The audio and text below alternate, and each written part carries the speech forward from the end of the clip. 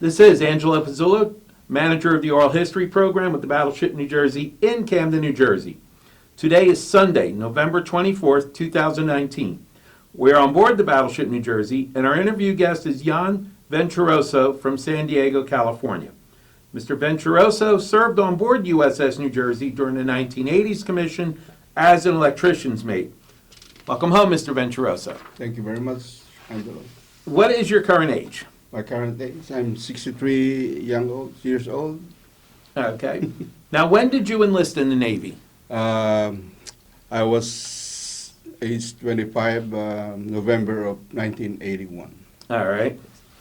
Now, what was your inspiration for joining the Navy? What inspired Joining you? the Navy during that time is not easy. It's because mainly it's financial and experience-wise, and it's a very good career as when you Okay. join the military, the Navy. All right. So, talk about from the time you decided to enlist and the whole enlistment process up into boot camp. I'll ask you about boot camp separately. But just what did you have to go through to get in the U.S. Navy? Oh, okay. I took the test in Subic Naval Base while it was still there. And I was second among the highest and I was the Rosie. They call them the Rosie if you're not the top notcher. And I was the one in charge of the 13 people who's supposed to go to NTC San Diego. And I was the one who's carrying all the paperwork of the guys with me in the airplane and turning it over to NTC San Diego Naval Base, or NTC they call it. Yes. All right. Is that where you went to boot camp? Yes. All right. So share some of your stories from boot camp. Boot camp. I became the guidon bearer. I was the one who held up the flag, the company flag, and it was really it's a hard training, but because of my kind of positive thinking or will, I have to do it, or I don't want to go back to the Philippines. Actually, if you're they call it when you get delayed or you get setbacks, and yeah, I don't want to do that. So I but I really have to have this positive attitude to join the Navy. So. Okay. Now, as a citizen, you were a citizen of the Philippines then? At that time? Yes, at that time. Yes. Was there any other criteria or any other processes you had to go through to join the U.S. Navy?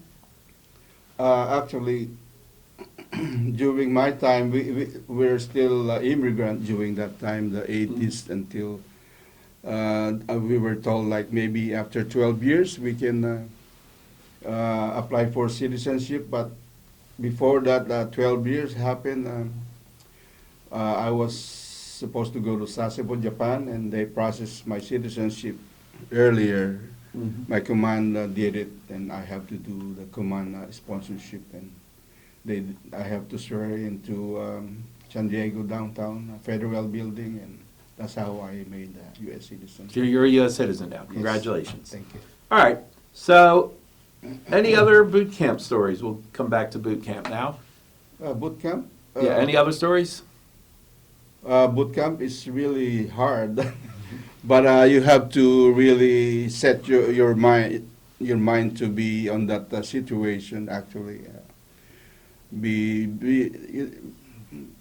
good to your other boot camp people. The command they call them.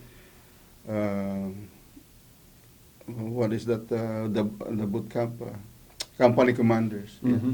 And I don't have much trouble. We have some awards as well. They give you awards if you do good on your, especially marching. They call it or some other drills. Yeah. Okay. Now, did you go to A school, or what was your advanced training after boot camp?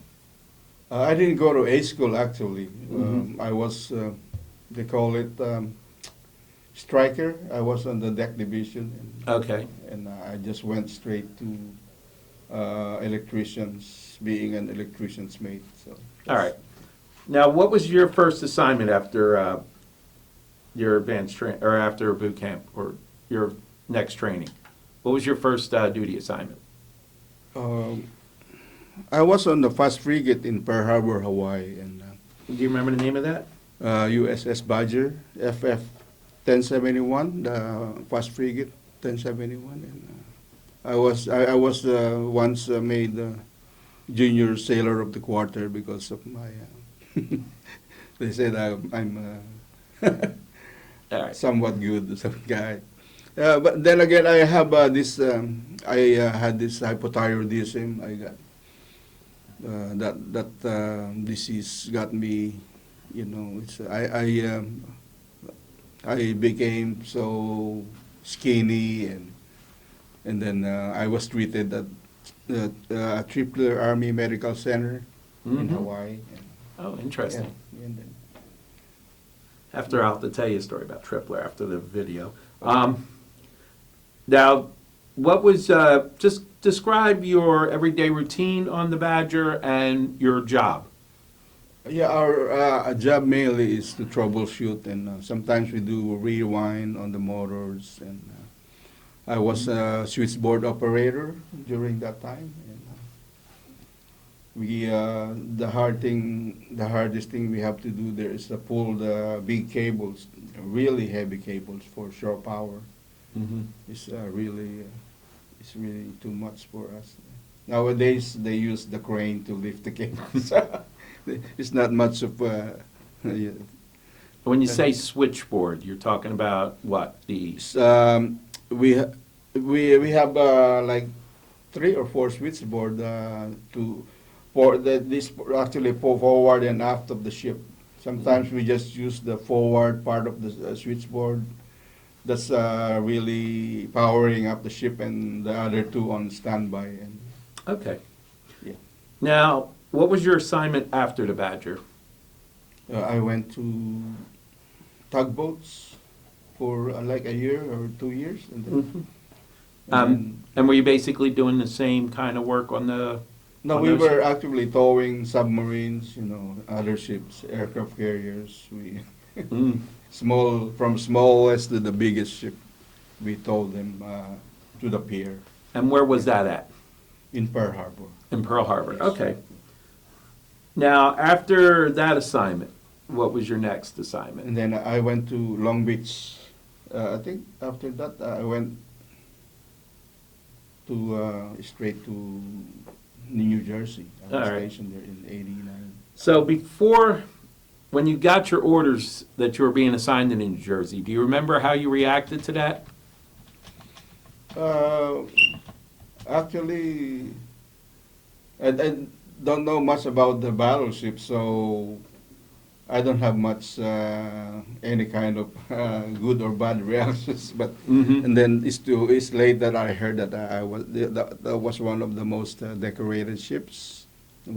Actually, it's one of the best ships that I ever have. Yes, Mm-hmm. and I have fun, and we have to go places, and I think I was there when we crossed the Panama Canal too. So, Okay. So what was your reaction, if you remember, the first time you actually saw the New Jersey? I was. It's because they were on the shipyard when I check on board. So Mm-hmm. there's a lot of work, and yeah, it's. I have a. It was really. I was really got excited because when I found out about the history of the New Mhm. Jersey, and all the Navy, all the enlisted officers that went in there, they were saying it really was an awesome ship. That Okay. Now, let's talk about your everyday life on board the ship when you're not working, like when you had time off. You could talk about the entertainment on the ship, the food. Did you participate in any sports or other activities while you were on board? Just Talk about that. Just talk about the general life when you weren't working.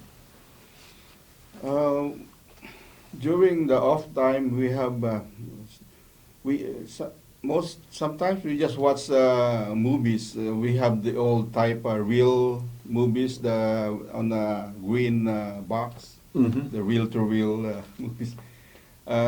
We just we sometimes I just stay on board if I'm especially if I don't have that much money. But it's nice. We have a lot of fun. There's a gym inside the ship. There's a lot of entertainment. There's a lot. They got what is that? Yeah, mostly just watch movies, TVs, and Mm-hmm. yeah, and play. We got a board game and yeah, and we have like a gym. Besides that, we when it comes to chow or food, they call it chow in the Navy. We have we are really fed very good on this ship, the New Jersey. We have besides hot dogs, sometimes we have steak and lobster, or if it's your birthday, I think you have a free steak and lobster.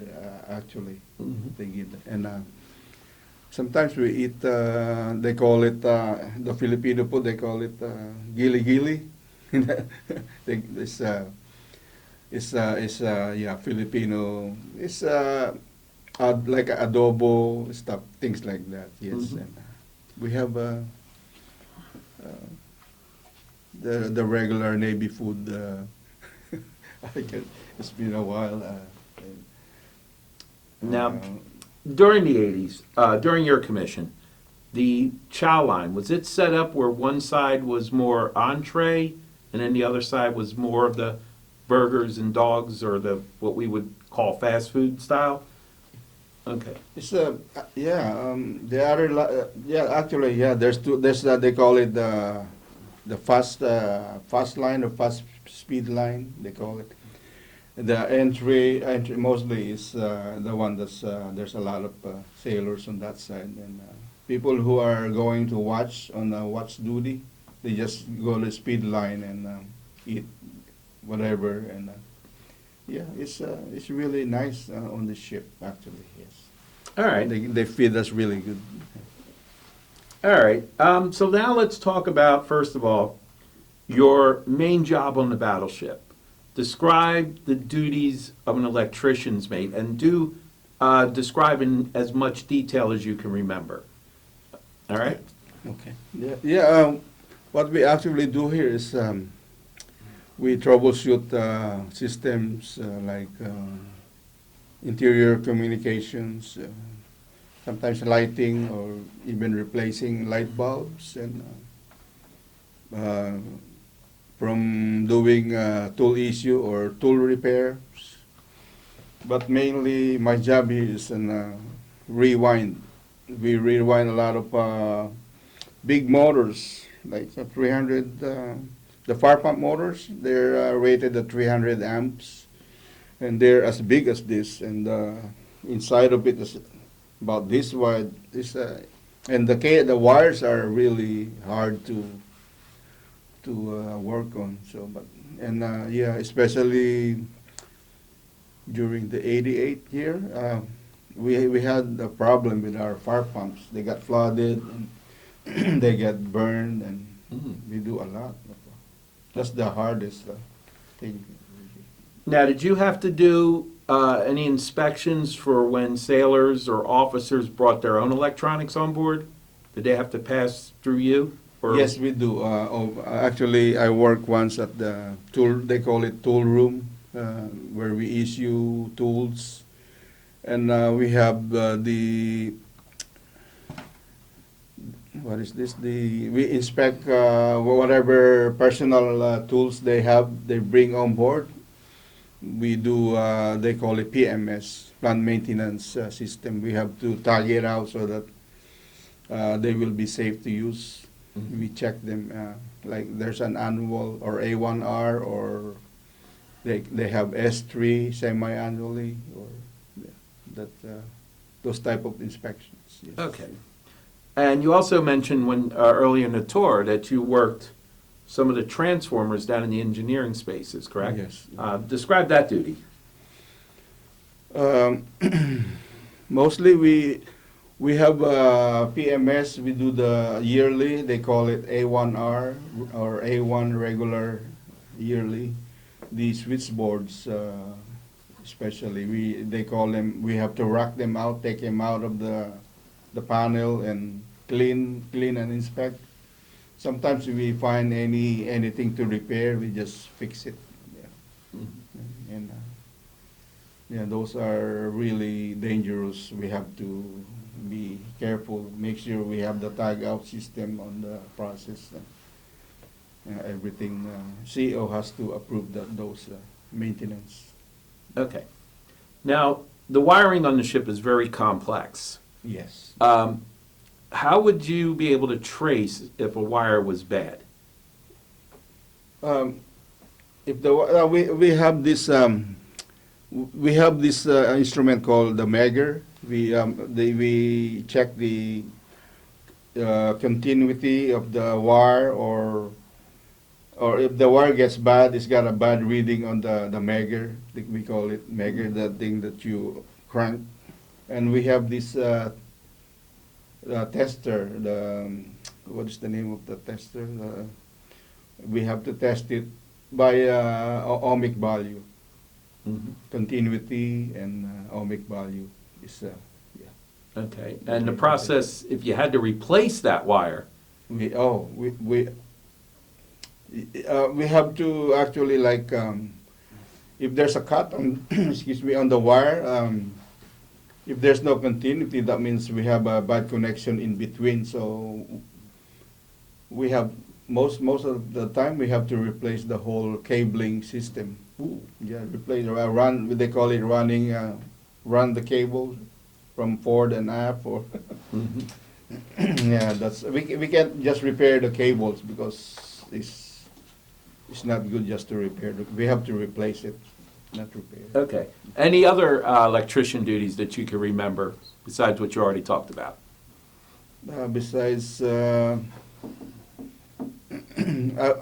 when part of it was when I was on the repair party. I was on the repair 5, which is the main repair party electrician. I was the one switching or turning off the power that's being affected by the fire. We have to know it on the power panel actually, and turn it off so that the firefighter won't be electrocuted. They will be safe to fight the fire. Okay. All right. So, was your general quarters station? What was that, and what was your job during general quarters? Actually, Repair 5, which is the main firefighting group. We have different repair lockers, actually. Repair 5, repair, 4, maybe, I think. Repair 3, Repair 4, 5. 5 is the main, the fire party that fights the fire on board the ship. So And that's where you went during general quarters? yes. All right. And did you have any, besides your normal duty or general quarters, did you have any watch stations? I stand switchboard watch. And, Okay. I think switchboard, and whenever import, I think, quarterdeck watch. I stood the quarterdeck. Oh, you did? Okay. And what was that like? Were you on the enlisted quarterdeck or Yes. the? I was the one with the weapon, so 45, I think, and or a shotgun. We have the Mossberg shotgun for protection. All right. Now, is there any personal stories or any stories like that that you'd like to tell about your time on the New Jersey? Anything that stands out?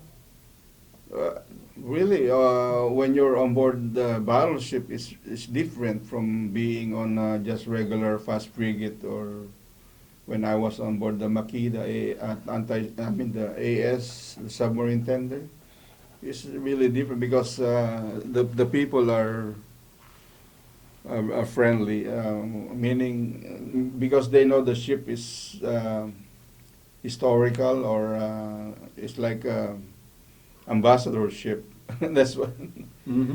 And actually I've been through like 3 or 4 commanding officers who made Admiral. I think it's Captain Katz, DJ Katz, Mhm. Tucker, Ronald Tucker, and Captain Glenn. I was with. All right. So since you mentioned that, did you ever actually get to meet Captain Tucker? And what was the interactions like? And even if you didn't meet him, what was the command style and the feeling of the crew about being under Tucker? You feel like you're one of those sailors who feel like you're one of the special.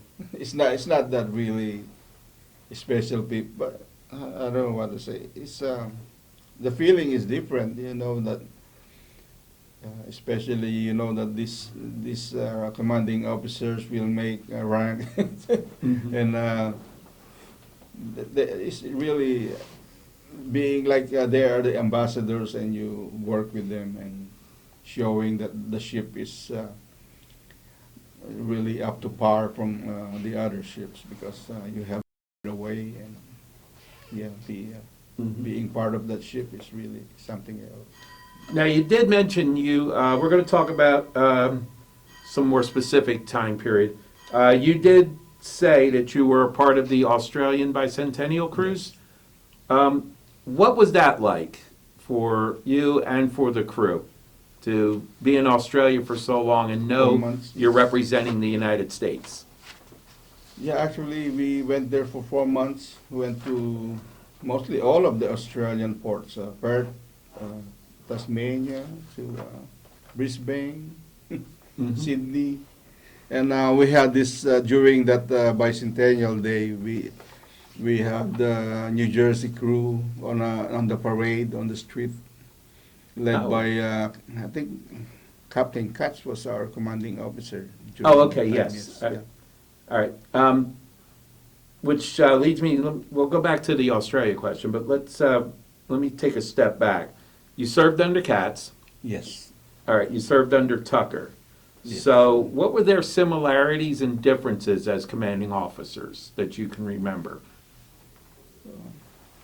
They're actually almost about the same. Captain Katz is more on because when Captain Katz was our CEO, he has a friend that was from Hawaii, the Vice Admiral from Hawaii. We call him the Big Kahuna or Big Kahuna. Mhm. He was his friend, so there's there's not much difference. But I think Captain Katz handled the New Jersey somewhat a little better. Yeah. Okay.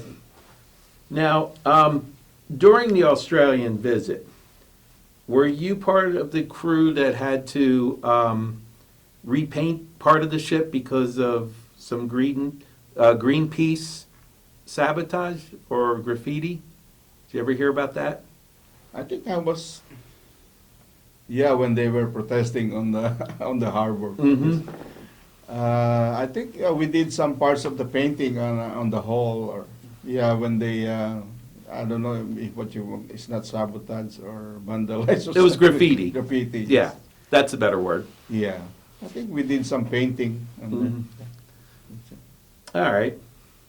Now, did you get to go on shore while you were in Australia? And do you Oh, yeah. remember what some of that? Yes, we did. We yeah, all the ports we did, and it's really fun to be there. Especially going to Sydney, we go to the Opera House, and yeah, we were all welcomed there really good. Especially there's different countries that went there, the Navy that participated in there. Mm. But for us, we are really yeah, Did fully you- accepted. Did you get to give any tours to Australian nationals while you were there? Did you get like the ship was open for tours to Australian citizens? Did you get to give one of those tours by chance? I don't think so. I think I went on Liberty. Okay. I went out with. All right, so let's fast forward. You were part of the crew for the Pacific exercise of 1989-90? I think I was there. Yeah. All right. Pac X. They call it. Right, PAC X 89-90. So, what was that like? And did you ever get to go on deck and see how large the fleet was, or just in general, because you were again a flagship for an admiral? Yes. What was that like as far as you and the crew's pride in that? Yeah, being part of the flagship really is something. Because I think it was Admiral Reasoner was there. I Mhm. believe, yeah, and, Yes, Admiral Reason. Reason, yeah. And yes, it's really nice to be part of that exercise actually. Now, during that exercise, did you get to see or hear the 16-inch guns fire? Oh And yes. what was that experience like? Yeah, one time I was out and they fired these salvos, and I think it's like a 9-gun broadside. Mhm. The pressure, the wind actually blows you away, like. But you have to have like double hearing protection to do that. And I think that this, I remember the news people were there too when they filming that 9-inch broadside. Mm. Yeah. All right. Awesome. Now, during that exercise, or during any time that you were on the New Jersey, did you encounter any Soviet Union Navy ships or Eastern Bloc Navy ships? Because we are coming up to the end of the Cold War at this time. Last time I remember it happened was when I was on my first ship, not on the New Jersey. It Okay. was Can you describe that then? yeah, I was on the first frigate Badger when they had this flight 007 that went down by the Sakhalin Island in. Yeah, we were there. We were like 5 ships, and there, we were told 61 Russian ships were there, and the Kiev was over there, and the Russian ships are chasing us. We were having a race, and the helicopters and the Bear bomber, the Russian bombers were all over, because we're trying to locate the black box that was on that airplane. Ah, okay. The Chancellor's Bill was there, and 3 other ships. Yeah, we were on that Vladivostok, Sakhalin Island area during that time. Mm. And what was the tension like for that encounter? It's really, it's really not good. Mm. Because 61 out of 5 is really not a good match, actually. And we have a fire on board the ship, and it's not good there. All right.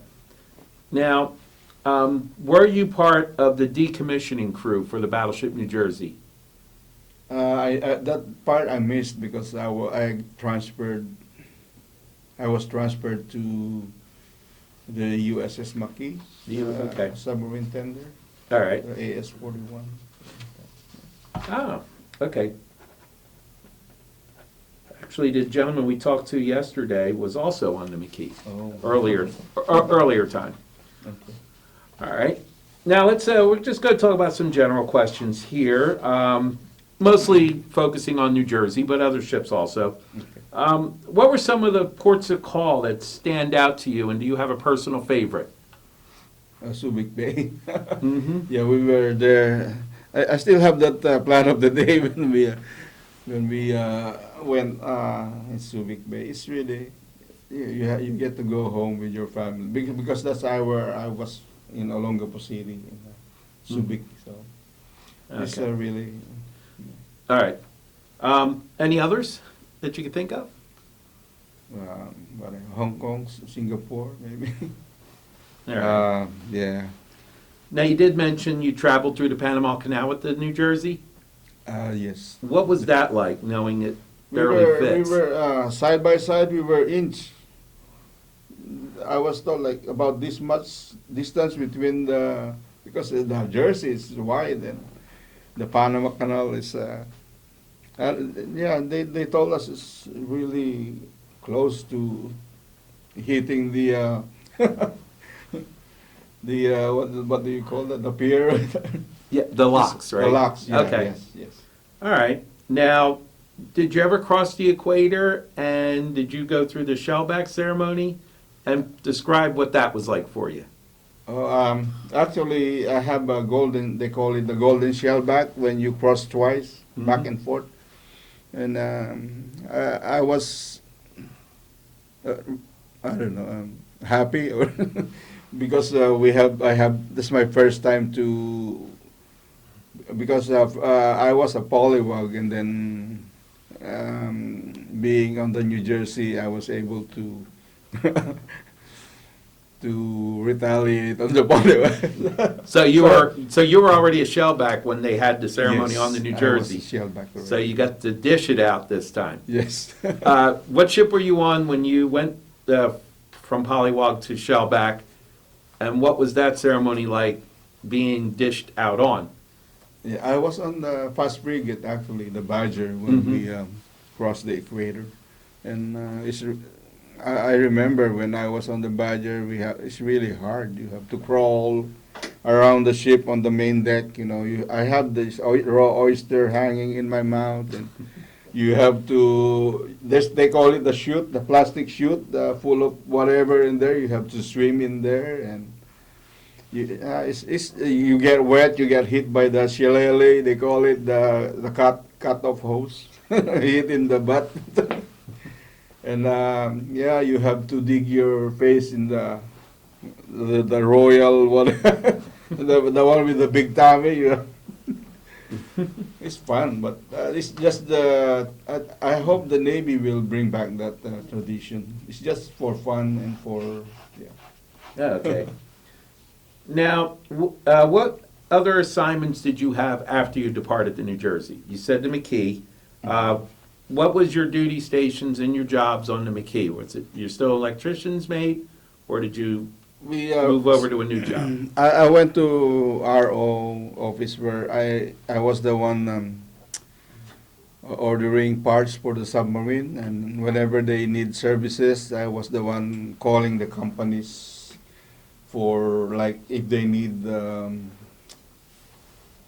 nitrogen load, they call it nitrogen load, and when they need some standby generators, whenever they it's actually like classified, mostly classified. Then Okay. I have to have clearance too, secret clearance. Mhm. Now, when did you get out of the Navy? My last command was in Spec War in Coronado. I drive the boats for the Buds and the SEALs, Navy SEALs. Mm. Talk about that duty. Speedboat, yeah. Yeah, please talk about that duty before you got out. Yeah, it's fun actually, but somewhat dangerous because we have to have, especially when we have a night ops where the Buds have to swim. They call it Hell Week. They have to. They have this boat, maybe 5 or 6 of them. They don't have actually sleep or whatever, and we have to go around the channel of the Pacific Ocean, going back to the San Diego Channel where the Coronado Bridge is. Some of them are even falling asleep. They fall off the boat. Mm. It's really during winter time. That's the hardest time where the Buds are because they have this hypothermia. The SEAL instructor will just pull them up the boat and put blanket over them and stick this thermometer in their whatever behind. Take the temperature. It's a hard training. It's really dangerous. And when we're at the pool, some of them will get tied up and they have to. All they can do is just their foot going get some air. They just go up and down and it's really hard. Buds are really the SEALs training is really hard. All right. So after that, you left the Navy.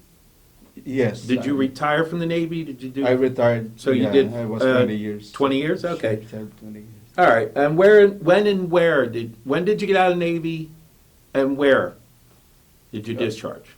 Or retire, excuse me. Retired in Spec War in Coronado, where the buds training is. In Okay. 90, November, September of 2001. All right. So talk about your post-Navy life, your career, family, whatever else you'd like to add about your life from the time you got out of the Navy to today. My first year when I was out, I worked for Coca-Cola bottling company in San Diego. I worked there as a maintenance for a year, and then post 9/11 happened, and I was actually inside the machinery when the Twin Towers went down in September of. So you were in New York when it happened. I was in the Coca-Cola company in San Diego. Oh, And okay. We were watching the TV and all that stuff. Oh, okay, gotcha. And then after that, 1 year I applied for AMSEC. It's a engineering company actually. We work on aircraft carriers, submarines, some ships. I worked there for like 8 years. Yeah. We did a lot of work, like from repairing ships to installing new machines, new air conditioning systems. From the refrigerant. Remember, we have the old type of refrigerant. Now we're using A134, the earth-friendly refrigerant. Right. Yeah. Yeah, we did a lot of work on the submarines. We work on the undergalley equipments and some of their electrical parts there. Submarines. All right. Aircraft carriers, the antennas. We work on the antennas. Okay. Yes.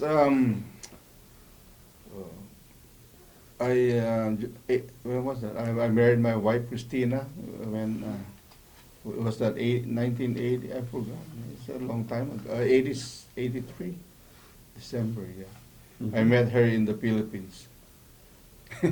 We were like neighbors, Mhm. and then we have 3 children. We have Nico, firstborn, I think he was born in Tripler Army Medical Center, the pink building they call it. He was born there, and the second one was born in Long Beach, Eric, and the third one, Joan, in Balboa Hospital. Yeah, we have 3 kids, and right now I'm here with my sister-in-law, Laurie Estrellas, and Kenneth, and Jeffrey Estrellas, and my sister-in-law, Marlene Sarabi. Yeah, They're okay. my favorite relatives. And of course you say that because they're right here. Yes. right. You too. You're my favorite. You'll have to explain that to your Bill. you'll have to explain that to your other relatives who might see the video later. Oh, okay. All Sorry, right. guys, but So, is this the first time you've been back to the battleship New Jersey since disembarking? yes. And when you were coming up the pier, what was your reaction seeing her again? Oh, I got a mixed feeling of being. Yeah, I'm happy to be back actually, and meeting you guys. You guys are really awesome. You entertain us really good. Angelo, what's your last name? I forget. Pizzula. Pizzula, yeah, Angelo. Yeah. He's really. I commend him for a job well done. All right. And one last question. Looking back, what impact on your life did naval service have for you? It really was a very big impact because actually, if I wasn't able to be, if I will probably be staying in the Philippines, I will be like a nobody. But being part of one of the best military in the world, the United States Navy, is really you can. It's hard to say, it's really different. Everything is, especially your career and your family life and your financial thing is different. Yes, yeah. That's why if I'm the president, I will bring back the United States Navy recruiting in the Philippines. But because they cut it off during the 90s, I think it was Mhm. it. Yeah. All right. Well, I want to thank you for your service and taking Thank you time to very join much. us. This concludes our interview. And again, my name is Angelo Pizzullo, manager of the Oral History Program on board the Battleship New Jersey in Camden, New Jersey. Today is Sunday, November 24th, 2019. Our interview guest was Jan Venturoso